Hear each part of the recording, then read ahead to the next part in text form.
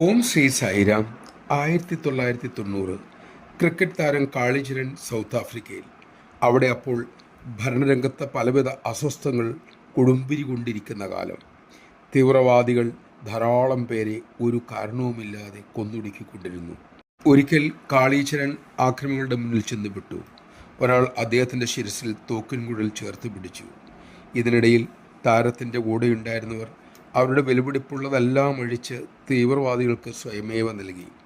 വിഷമത്തോടെയാണെങ്കിലും കാളിചരൺ ഭഗവാൻ അദ്ദേഹത്തിന് കൊടുത്ത മോതിരവും മാലയും ഊരി ആക്രമികൾക്ക് കൊടുത്തു.